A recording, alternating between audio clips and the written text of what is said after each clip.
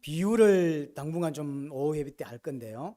비유를 종교적으로 또는 다른 윤리적인 교훈으로 받으면 절대로 안 됩니다.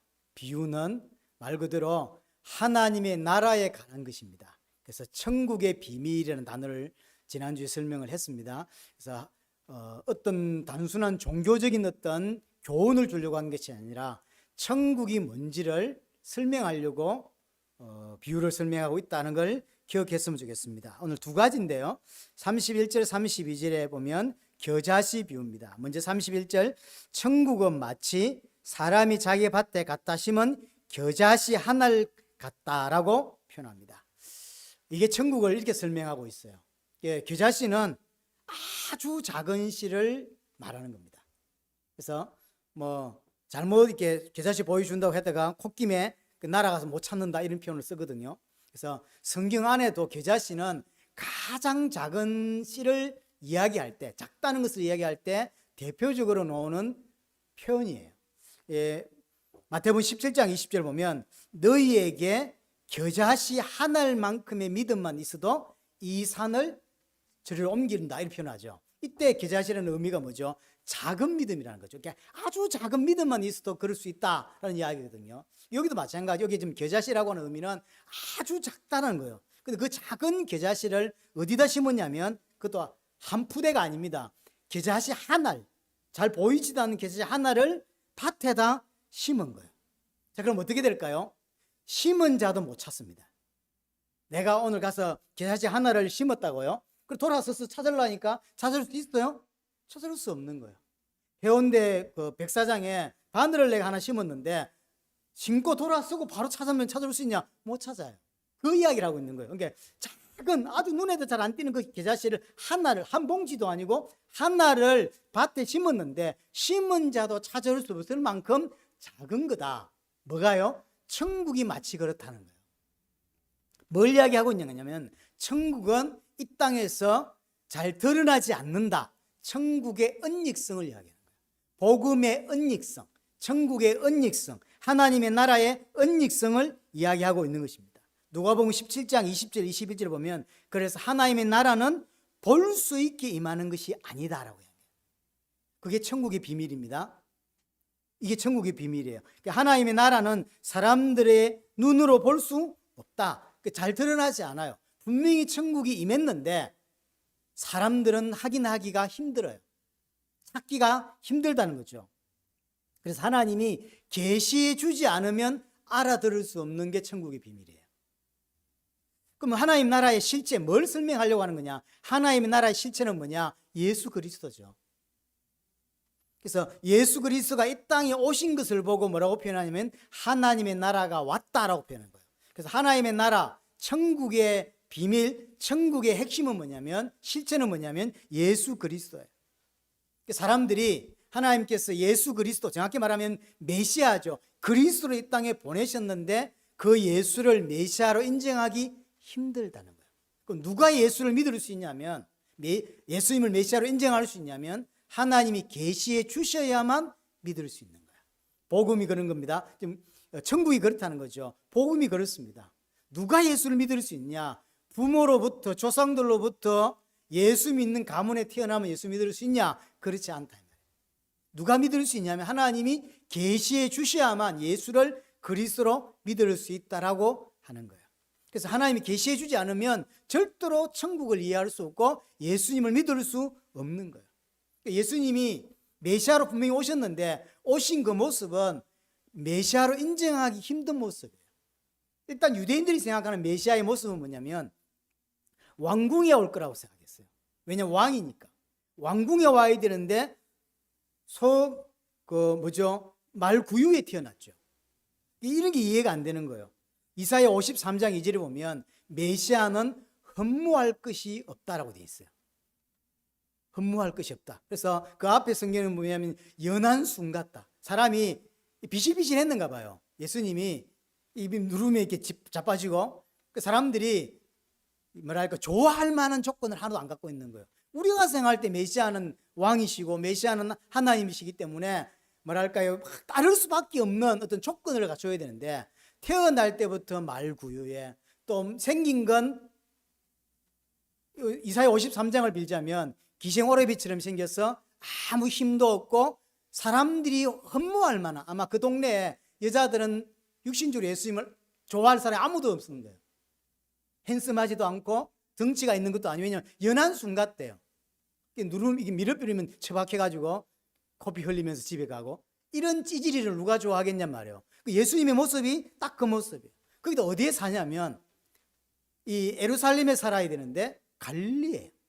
갈릴리 아시죠? 갈릴리의 별명이 뭐냐면 이방의 갈릴리입니다. 이방 취급, 사람 취급 못 받는 동네가 갈릴리예요. 예수님이 해필 또 그런 동네에 살고 있어요. 그래서 빌립이 나다나엘을 만나가지고 내가 오늘 메시아를 만났다 하니까 어디 있어? 그러니까 갈릴리, 그러니까 나사렛. 나사렛에서 무슨 선한 게 나. 모든 유대인들은 절대로 인정할 수 없는 그 동네가 나사렛이란, 나사렛, 그게 갈릴리란 말이에요. 그 예수님이 갖고 있는 조건은 단 하나도 메시아다운 모습이 없어요. 이게 천국입니다. 천국은 그렇게 임한다는 거예요. 복음은 그렇게 임하는 거예요. 그런데 예수님을 따라다니는 제자들 또한 비슷하게 끼리끼리 논다고, 예수님을 따르는 제자들이 그래도 우리나라면 서울대 좀 나오고 말이야, 이런 데 좀 다니는 삶은 좋겠는데, 옛날에 서울대 나와가지고 네이버 사장하다가 그래 예수님이 제자 되면 야 똑똑한 사람들이 붙었다 이랬을 건데, 뭐라냐면 어부, 그 다음에 세리. 세리는 지금 여러분들이 생각하면 안 됩니다. 그냥 세금 거두는 이렇게 생각하면 안 돼요. 깡패들입니다. 거의 대부분은. 왜냐하면 로마로부터 얼마를 거둬가지고 얼마를 우리한테 보내면 돼 이럴 때, 예를 들어서 이 말에서 이 운정에서 1,000만 원을 로마에 보내면 되는데 본인이 1,000만 원을 거둘까요? 아니요, 5천만 원씩 거둔다고. 안 내면 좀 패죠. 그래도 죄를 안 묻습니다. 그런 것들이 세리예요. 깡패들이에요. 양아치들이라니까요. 근데 예수님 따라다니는 것들이, 예수님도 이상한데 말 부유에 태어났지, 못생겼지, 핸섬하지 않지, 갈릴리 출신이지, 그리고 예수님 따라다니는 것들도 딱 거지 같은 것들이에요. 어부지, 세리지, 또 주로 밥 먹는 것들이 누구죠? 장녀지. 유대인들 입장에서 성경을, 구약을 달달달 외우는 사람들 입장에서 볼 때 이 메시아가 맞아? 이런 생각이 드는 거예요. 근데 그 생각은 제자들도 마찬가지예요. 제자들도 예수님을 따라다닐 때 왜 따라다니냐면, 예수님이 이제 말년에 이제 공생에 끝낼 쯤 그 제자 둘이 싸우죠. 하나는 우편에, 하나는 좌편에, 나중에 이제 부모들까지 동원돼 가지고. 왜 그러냐면 예수님이 메시아라고 생각한 게 뭐냐면 능력이 나타나거든. 메시아 같은 능력이 나타나니까 이제 메시아가 완전히 이제 메시아의 모습을 드러냈을 때, 지금은 감춰져 있지만 드러냈을 때 하나는 오른쪽 하나는 왼쪽 앉겠다, 이런 식의 생각이었다. 근데 예수님이 십자가 죽거든. 그 제자들이 다 도망갈 수밖에. 속았구나. 메시아가 아니구나. 이상한 거예요. 그 대표적 이름이 세례 요한입니다. 세례 요한은 예수님을 세례줬던 사람이죠. 그 엘리야에 비견될 만한 인물로 비교되고 있거든요. 근데 이 사람은 예수님이 메시아다, 그리스도란 것에 대해서 계시도 받았고요, 직접 하나님의 계시를 받았고, 세례를 줄 때 성령이 비둘기같이 임하는 것도 받고, 거기다 하나님의 음성을 듣습니다. 내 사랑하는 아들이다. 그래서 철다까지 믿고 있었어요. 근데 그 세례 요한을 비롯해서 제자들 그리고 모든 유대인들은 메시아가 오면 어떤 일이 벌어지냐면, 우리를 로마의 압제로부터 해방시켜서 그 로마를 심판하고 이 이스라엘이 하나님의 영광을 드러낼 아름다운 나라, 영광의 나라가 될 줄 알았어요. 그래서 제자들이 가끔 묻습니다. 언제입니까? 그랬더니 아직 때가 아니래. 그래서 그런가. 근데 계속 물어요. 때가 아직 아니래. 십자가 죽고 부활까지 했는데 마지막에 사도행전 1장 6절입니까? 그 때가 언제입니까? 그때는 하나님 아버지만 안 돼. 그 제자들도 사실은 어떤 마음으로 따라다니냐면 한 자리 하고 싶은 마음으로 따라다니는데, 예수님은 그런 모습이 아니에요. 그렇죠? 그래서 지금 이 땅에서의 복음의 모습, 이 땅에서 천국의 모습, 이 땅에서 예수 믿는 모습은 철저하게 겨자씨 같아요. 근데 육신적으로 성공하고 육신적으로 뭔가 영광을 얻고 싶은 사람들이 예수를 통해서 얻고 싶어서 왔는데, 그건 준다 안 준다? 거의 안 줍니다. 그 이야기를 하고 있는 거예요. 그래서 딜레마예요. 유대인들이나 제자들이 딜레마에 딱 걸린 거예요. 딱 하는 모습은 보면 능력이 나타나지, 귀신을 쫓아내지, 무리를 걷지, 죽은 자를 살리지, 메시아 아니면 할 수가 없어요. 그런데 그거 빼놓고는 메시아 같지가 않아요. 그리고 언제 이게 하나님 나라가 회복되어서, 이스라엘이 회복되어서 영광을 얻고 로마에서부터 빠져나오고, 이거 언제 하냔 말이에요. 그래서 사탄이 예수님이 로마 군병에게 잡히고요, 말 한마디 못하고 죽죠. 사실 가룟 유다가 왜 그런 일을 했을까라고 할 때 돈 때문이 아닙니다. 제가 이 설명을 한번 했습니다. 가룟 유다가 예수님을 팔잖아요.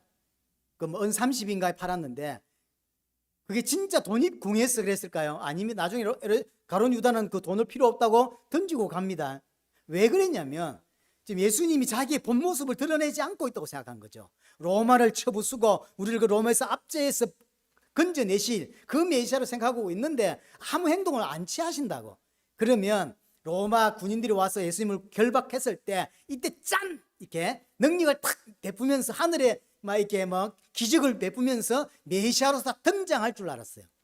그런데 끌려가더니 뺨 맞고 옷 다 뺏기고 십자가에 죽거든.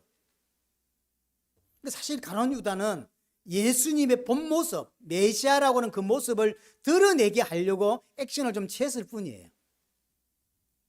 근데 그렇지가 않거든. 거기다가 유대인들이 가장 의심스럽게 본 게 뭐냐면 나무에 달려 죽는 자는 율법에 의하면 저주받은 자예요. 근데 예수님이 결국 나무에 죽죠. 달려서. 근데 어떻게 메시아가 될 수 있냔 말이에요. 그래서 결정적으로 많은 사람들이 예수님께로 등을 돌리는 이유가 율법에 의하면 나무에 달린 자는 저주받는 자인데 예수가 저주받아 죽잖아요. 메시아를 인정할 수가 없는 거예요.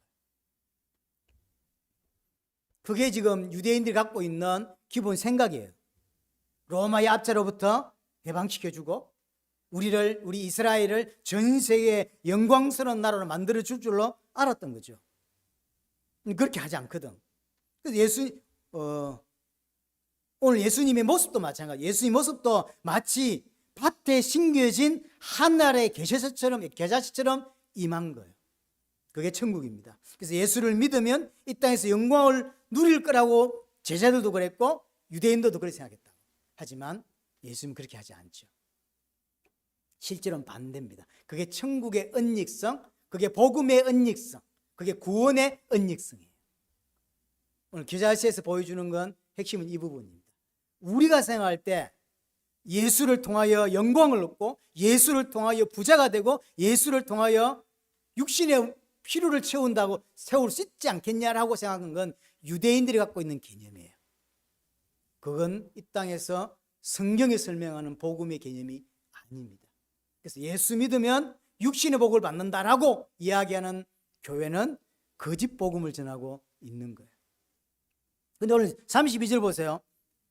이는 설명해놓고 이는 모든 씨보다 작은 것이로되 자란 후에는 풀보다 커서 나무가 되매 공중의 새들이 와서 그 가지에 깃드느니라. 그렇게 돼 있죠.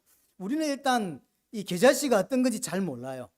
그러니까 이게 예수님 말씀이 작은 씨지만 실제로 결국 많이 커지고 그래서 많은 새들이 깃들 수 있는 나무가 되는 것 같다라고 생각하지만 유대인들은 계자씨를 알잖아요. 계자씨라고는 이걸 알잖아요.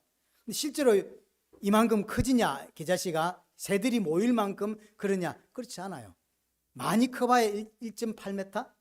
2m도 안 커집니다. 제가 사진을 봤는데 거의 유채꽃 같아요. 제가 사진 하나를 보내드려 볼게요. 오늘 이 예수님이 32절 말씀을 유대인들은 계자씨를 아는 사람이 들을 때는 지금 뭔 소리지? 이런 생각을 한다고. 말도 안 되는 소리예요.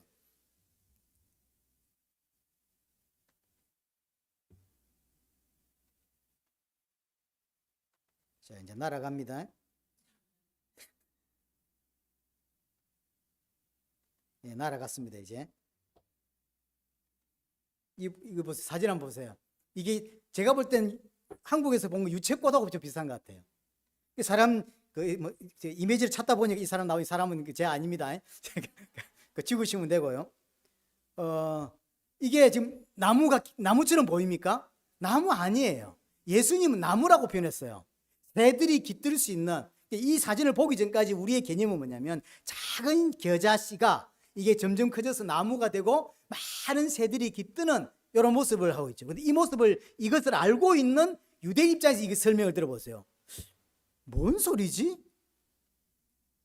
겨자는 나무가 아니 풀입니다. 풀 종류지 나무가 아닌데 예수님은 나무라고 표현했고, 남은 새들이 깃든다고 표현했어요. 이게 말이 안 되는 거예요. 이상한 거예요, 사실은 이 예수님의 설명이. 제가 볼 때 유채꽃 비스무리한데. 그래서 유대인들은 일단 겨자씨 이걸 보고 나무라고는 일단 하지 않습니다. 그리고 새들도 안 깃듭니다. 그래서 이상하다고 볼 수밖에 없는 거예요. 그럼 이게 어떤 이야기를 하고 싶은 거냐면, 큰 나무가 되고 새들이 깃든다라고 하는 것은 구약에서 온 단어거든요. 이게 이 제국을 의미해요. 엄청난 큰 나라, 힘 있는 나라, 이걸 말합니다. 다니엘서 4장을 한번 가보겠습니다. 구약 성경 다니엘서 4장을 가보세요. 10절부터 다니엘서 4장 10절입니다. 다니엘 4장 10절에 보면, 내가 침상에서 나의 머릿속으로 받은 한상이 이러하니라. 내가 본적 땅의 중앙에 한 나무가 있는데, 한 나무가 나옵니다. 있는 것을 보았는데 높이가 높더니 그 나무가 자라서 견고하여지고 그 높이는 하늘에 닿았으니 그 모양이 땅 끝에서도 보이겠고 그 잎사귀는 아름답고 그 열매는 많아서 만민이 먹을 것이 될 만하고 짐승들이 그 하늘에 그 그늘에 있으며 공중에 나는 새가 그 가지에 깃들고 육체를 가진 모든 것이 거기에서 먹을 것을 얻더라. 비슷하죠. 오늘 예수님이 겨자씨 설명과 거의 흡사한 내용이에요. 예수님이 다니엘 4장에 있는 내용을 가지고 와서 큰 나무, 그 다음에 새들이 깃드는 이런 큰 나무를 가지고 지금 겨자씨 비유를 인용하고 설명하고 있는 거예요. 그럼 이 설명이 뭐였냐면, 이 느부갓네살 왕이 꿈을 꿔요. 꿈을 꿨는데 해석할 자가 없죠. 이때 다니엘이 해석해 준 겁니다. 그래서 그 11절에 보면 어떤 나무가 있는데 이게 하늘에 있다. 그리고 견고해. 땅 끝에서도 보일 수 있어요. 그런 나무 없습니다. 세상에. 저 땅 끝에서 볼 만한 나무는 없어요. 안 그래요? 근데 이제 이게 비유예요. 누구를 설명하는 거냐면 바벨론과 느부갓네살 왕을 이야기하는 거예요. 엄청난 힘을 가지고 있는 왕, 당신이 그렇게 된다라고 하는 거죠. 예수님이 바로 이 느부갓네살과 바벨론의 어떤 힘과 권세와 권력을 가지고 좀 겨자씨 비유를 설명하고 있는 거예요. 그러니까 천국은 마치 뭐와 같냐면 겨자씨 하나 같아. 너무나 미약해. 너무나 아무것도 아니요. 심었는데 내가 심어도 찾을 수가 없는 그런 거와 같다는 거죠. 하지만 자라면, 다 자란 나무는 뭐가 된다? 겨자씨 같은 우리가, 겨자씨 같은 천국이 다 자라고 완성되면 비교할 수 없는, 땅끝에서도 볼 수 있을 만한 견고하고 단단한 엄청난 힘을 가지고 있는 그런 나라가 된다는 거죠. 여기서 이제 여기까지만 설명을 들은 사람은 오해합니다. 아, 너의 시작은 미약하였으나 나중은 장대하리라. 오늘 기업 예배인데 주로 이런 거 많이 쓰죠. 너의 시작은 미약하였으나 나중은 장대하리라. 장대하지 않는 기업이 엄청 많거든요, 사실은. 그렇잖아요. 그 이야기가 아니에요. 이 설명까지만 들으면 우리가 겨자씨같이 너무나 미약하지만 하나님께 나를 크게, 이게 바벨론 제국처럼 느부갓네살 왕처럼 큰 이런 은혜를 주실 거다, 이렇게 생각하는데 그 이야기 아니에요. 겨자씨 비유는 뭐냐면, 제국과 같은 힘 있는 권세는 이 땅에 없어요. 우리는 이 땅에서 겨자씨 같은 삶을 살아요. 그러면 여기서 제국, 힘 있는 권세, 느부갓네살을 가지고 와서 설명한 이 힘은 뭘 의미하는 겁니까? 새하늘과 새 땅의 모습이에요. 하나님의 나라가 완성된 모습이라고. 이 땅에서 그 권세를 회복하고 이루어지는 게 아닙니다. 그래서 천국의 은닉성이고 복음의 은닉성이고 구원의 은닉성이에요. 그 설명을 하고 있습니다. 그래서 큰 나무가 분명히 드러납니다. 시간이 되면. 하지만 이 땅에서는 아닙니다. 이 땅에서는 겨자씨입니다. 그것이 완성된 모습이 뭐냐면 큰 나무, 큰 제국, 하나님의 나라의 완성. 그게 새하늘과 새 땅에서의 모습이에요. 이 땅에서는 절대로 그렇게 되지 않습니다. 그래서 어느 정도냐, 불신자들이 보고 흠모할 만한 게 없습니다. 가끔 그런 사람 있죠. 저 집사님처럼 되고 싶어서 교회로 오는 사람도 있습니다. 하나님이 그렇게 교회로 부르셔서 구원받게 하는 케이스들이 있거든요. 그러면 그 집사님의 무엇을 보고 나도 저렇게 살아야 되겠다 싶어서 교회로 왔을까요? 그 집사님 안에는 하나님의 나라를 봤을까요? 아닙니다. 여러분들 속에 하나님 나라가 있어도 그걸 볼 수 있는 사람은 없습니다. 뭐 때문에 왔겠습니까? 여러분들이 갖고 있는 경제나 어떤 인품이나 이런 것 때문에 교회로 왔을 뿐이에요. 하나님 나라를 봤기 때문에 오는 게 아니라니까. 여러분 속에 있는 복음을 봤기 때문에, 하나님의 능력을 봤기 때문에 교회를 따라오는 게 아닙니다. 하지만 그럼 그게 나쁜 거냐? 그렇지 않습니다. 하나님은 여러분들의 인성이나 여러분들의 삶이나 보잘것없지만 그 삶을 통해서 사람을 감동케 하고 그 사람을 구원받도록 인도하는 방법으로 사용합니다. 그래서 바울이 신약에 보면 믿지 않는 남편이 있냐? 그러면 헤어지지 말고 따로 살지 말고 함께 살아라. 왜냐? 그것 때문에 네 남편이 구원받을 줄 아냐? 이렇게 말하거든요. 아내도 마찬가지다. 남편이 너를 싫어하지 않냐면 살아라. 왜냐하면 네 형실을 통해 그 사람이 구원받게 될 줄 아냐? 그게 하나님의 방법이기 때문에 그래요. 하지만 그 사람이 구원받던 하나님의 방법이지만 하나님의 나라를 보고 왔냐? 천국을 보고 왔냐는 거예요. 아니에요. 그렇지 않죠? 천국을 보지 못해요. 하나님이 계시해 주지 않으면 절대로 볼 수 없습니다.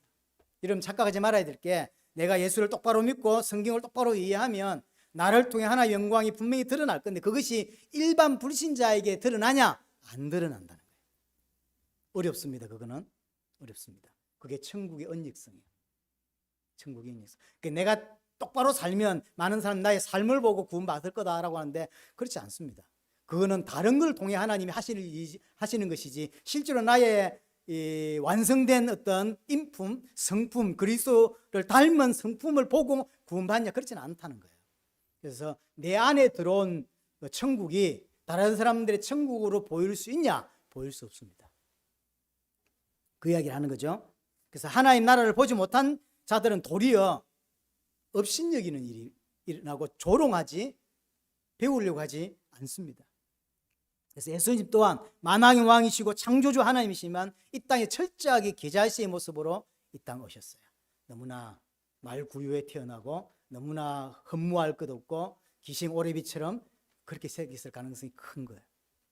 허무할 만한 게 없어. 말을 잘하거나 대단하거나 이런 모습이 없는 거예요. 딱 하나 하는 그 여러 가지 그 기적들을 보면 메시아가 맞는데, 근데 모양새는 딱 메시아가 아닌 거예요. 그 같이 따라다니는 제자들도 다 이상한 것들, 장녀 비슷한 것들만 지내고 이런 모습들. 이게 철저하게 유대인들 입장에서 볼 때는 메시아일 수 없는 모습을 갖고 있다고. 그게 천국의 모습도 그렇다. 구원의 모습도 그렇다는 거예요. 그래서 이와 같이 천국은 철저하게 우리에게, 정확히 말하면 불신자에게 감추어져 있다, 언약되어 있다라는 것입니다. 왜 그럴까요? 예수님 주위에 너무 무리가 많기 때문에. 우리 앞에서 이야기했죠. 13장에 이야기할 때 했습니다. 예수님이 집에서 이렇게 말씀을 가르치는데 무리들, 그 다음에 13장 처음 시작할 때 누가 있었죠? 큰 무리들. 예수님이 지금 제자들을 불러주셔서 가르치셔야 되는데 큰 무리들이 너무 많이 모인 거예요. 그러니까 제대로 제자를 가르칠 수 없죠. 그래서 비유를 설명하는 거예요. 비유를 설명하니까 알아듣는 제자들은 너무나 선명하고 너무나 확실하죠. 하지만 무리들은 못 알아듣는 거예요. 그러니까 못 알아듣게 하기 위해서, 알아들어야 될 사람은 잘 알아들게 하기 위해서 비유를 설명하고 있는 거예요. 교회 안에 무리가 많습니다. 가끔 저도 그런 표현을 쓰는데요. 전 세계 교회 안에 구원받지 못한 사람 많다고 생각하는데 많습니다. 하지만 예수님 따라가는 사람들도 대부분은 구원받지 못한 사람들. 그래서 그때는 지금 비슷해요. 교회 안에 구원받지 못한 사람이 항상 이렇게 많아요. 받은 사람보다 받지 않은 사람이 저는 훨씬 많다고 생각합니다. 왜냐하면 예수님 때도 그랬어요. 큰 무리가 따라다니는데 다 구원하고 관계없는 사람들. 그래서 겨자씨 비유 같은 이런 비유를 통하여 천국의 진리를 지금 예수님이 가르치고 있는 거예요. 깨달아야 될 사람만 진짜 깨달을 수 있도록 그렇게 하고 있습니다. 자, 누룩비유입니다. 33절 누룩비유, 똑같은 비유입니다. 누룩비유, 겨자씨 비유가 똑같은 의미입니다. 천국의 언약성을 이야기하고 있습니다. 33절 보세요. 천국은 마치 여자가 가루 스말 속에 갖다 넣어 전부 부풀게 한 누룩과 같다.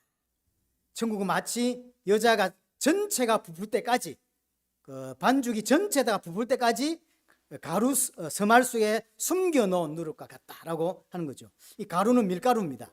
스말이라고 되어 있는데 이제 헬라 그대로 하자면 말이 원래는 사톤이에요. 사톤이 이제 곡물 같은 무게를 다는 거라고. 그럼 1사톤이 얼마냐면 1사톤이 13리터입니다. 그러면 3사톤이니까 이게 한 40리터 되는 거야. 이 40리터를 반죽해서 만약 수제비를 만들든지 뭘 만들면 빵을 만들면 200명 정도가 먹을 수 있는 양이에요. 이게 작은 양이야. 우리가 생각할 때는 그 반죽지 조그만 반죽인 줄 알았더니 집에 사는 반죽인 줄 알았더니 그게 아니에요. 여자가 반죽을 하는데 가루 서말 3-4톤의 그 밀가루를 반죽한 그 양이 얼마냐? 200명 정도가 먹을 수 있는 충분히 먹을 수 있는 양이에요. 엄청난 거죠. 거기다가 뭘 넣었냐면 누룩을 넣은 거예요. 이스트를 넣었는데 이게 큰 거죠. 그럼 그 아까도 똑같죠? 넣었어. 내가 넣었어. 이스트를 넣었어. 누룩을 넣어서 반죽을 하다가 그럼 이스트 찾을 수 있나요? 못 찾아요. 천국이 그렇다. 구원이 그렇다는 거예요. 분명히 내 안에 들어온 건 맞는데 이게 찾아낼 수가 없어. 구별할 수가 없다는 것이죠. 언제 알 수 있냐? 전체가 부풀고 나면 안다. 그 말이죠. 금도요. 금방 부풀지도 않습니다. 이게 옛날에 구들장에다가 이렇게 넣어놔야 다음날 일났더니 이게 부풀어 오르죠. 이런 상태죠. 그래서 시간이 지나 보면 전체가 부풀어 있는 거죠. 마치 천국은 그와 같다. 내가 이 땅에서 예수를 믿고 구원을 받고 그는 변화되어져서 다른 사람들이 구원받은 건 저런 거야. 예수 믿으면 저렇게 변해 라고 금방 표시가 날 수 있냐? 그렇지가 않아요. 그렇지가 않습니다. 그게 천국의 은닉성입니다.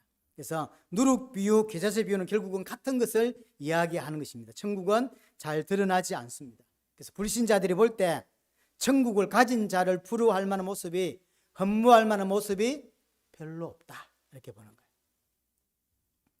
거예요. 분명히 누룩에 들어가긴 했어요. 하지만 들어갔지만 금방 표시가 잘 안 나죠. 밀가루 전체가 다 부풀 때까지 기다려야 됩니다. 하지만 중요한 건 들어갔으면 분명히 부풉니다. 그게 중요한 거예요.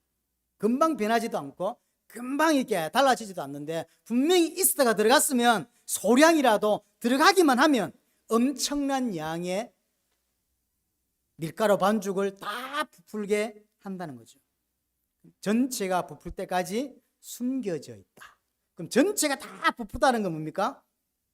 뭐죠? 새하늘과 새 땅을 말하는 거예요. 이 땅에서 시간을 오래 보냈지만 그 표시가 잘 안 나는 거예요. 예수의 작은 제자라고 쓰는데 교회 성도들을 예수님이 제자라고 이야기하는데 예수님처럼 같이 살지 않아요. 하지만 중요한 건 천국이 예수님이 그 사람 마음에 있냐, 이게 중요한 거예요. 있으면 반드시 새하늘과 새 땅에서 열매를 맺게 되어 있는 거예요. 다 부풀게 되어 있는 것입니다. 그래서 다 부푼 건 새하늘과 새 땅의 모습입니다. 그게 이제 한 가지 유념해서 봐야 될 게 뭐냐면 누가 그 누룩을 넣었냐는 거죠. 여자가 넣었죠. 그 여자는 누굽니까? 교회죠. 교회가 누룩을 넣었습니다. 그럼 이걸 왜 숨겨 넣었냐? 숨겨 놨냐? 정확히 말하면 숨겨 놓은 게 아니라 불신자가 모른다는 의미예요. 불신자는 몰라요. 내가 구원받았는데도 이게 구원받은 건지 아닌지 구별을 못하고요. 구원 안 받았는데도 구원받았으니까 구별 못하는 것입니다. 천국은 은닉되어 있고 복음은 은닉되어 있는 은닉되어 이렇게 보이는 것입니다. 그래서 이제 여기서 우리가 좀 조심해야 될 게 하나를 이야기하자면 교회 안에 분명히 누룩 들어가지 않은 것처럼 보이는 반죽이 있습니다. 성도 안에. 우리가 알 수 있다 없다? 없어요. 근데 이제 우리가 실수하는 게 교회를 오래 다닌 사람이 마음에 좀 새겨 주세요. 그게 뭐냐면 저도 이 사람을 보고 판단을 잘하고 비판을 잘합니다. 목사니까 얼마나 본 게 많고 더러운 걸 많이 봤겠어요. 그래서 이제 비판 잘한다고. 근데 오늘 본문을 가지고 좀 생각해야 될 게 뭐냐면 그걸 누룩이 들어갔는지 안 들어갔는지 우리가 알 수 있다 없다? 없다는 거예요. 사실 없어요. 우리가 볼 때 저 집사님은 누룩이 안 들어갔어. 예수 안 믿어. 그런데 천국과 함께 있네. 그 어떻게 할 거예요? 이게 우리는 알 수 없어. 그래서 하나님의 행하시는 방법을 우리는 무조건 받아들여야 돼요. 그래서 지금 교회 안에 예를 들어 우리 교회 안에 불신자가 와 있다. 이게 좋은 거예요, 나쁜 거예요? 좋은 거예요. 아무 나쁠 게 없어요. 하지만 그 사람들이 그 교회를 다니는 동안 어느 순간 누룩이 들어가는 사람이 있고 안 들어가는 사람, 끝까지 안 들어가는 사람도 있겠죠. 누룩이 들어가면 안 변해. 안 변하는 것 같은데 진짜 들어간 자는 결국은 새하늘 새 땅으로 들어간다고. 전체가 부풀게 된다는 뜻이에요. 우리는 분명히 구별할 수 없습니다. 분별할 수 없다는 것입니다. 중요한 건 뭐죠? 내 안에 천국이 있냐 없냐. 내 안에 예수가 계시냐 계시지 않냐. 계시기만 한다면, 누룩이 들어오기만 한다면 반드시 새하늘 새 땅에 들어갈 수밖에 없는, 전체가 다 부풀게 된다는 것이죠. 자, 정리하면 아까도 이야기했는데요. 왜 겨자씨 비유, 누룩 비유를 굳이 하냐면 예수님 주위에 너무나 무리들이 많았기 때문이에요. 그 무리 중에 제자가 있다고요. 제자지만 아직까지 생짜배기도 있고요. 그렇죠. 반죽이 이제 막 되려고 하는 반죽도 있다고. 전혀 표시가 안 납니다. 근데 그 사람들에게 정확하게 구원을 설명하고 복음을 설명하고 하는 나라를 설명해야 되는데 너무 무리가 많아. 그러니 비유로 설명할 수밖에. 비유로 설명하니까 진짜 누룩이 들어간 자는 그걸 이해해요. 행동은 바뀌지 않지만 이해하고 성장해가는 걸음을 한다고. 그렇겠죠. 하지만 무리는, 구원받지 못한 무리는 결국은 그 말 이해하지 못하게 되어 있습니다. 그래서 이해해야 될 사람과 이해하지 못해야 될 사람이 구별시키기 위해서 예수님은 지금 비유 설명을 하고 있고요. 특별히 비유의 대부분은 천국이라는 단어가 항상 붙어 있습니다. 천국은 마치 지난주에 했던 씨 뿌리는 비유는 천국이라 안 썼지만 대부분의 비유는 천국은 마치 이렇게 단어가 계속 반복해 나오고 있습니다. 그래서 오늘 두 가지 비유, 겨자씨 비유와 누룩 비유를 통해서 천국은 언닉되어 있고 복음과 구원은 언닉되어 있다. 다른 사람들이 잘 모른다는 거예요.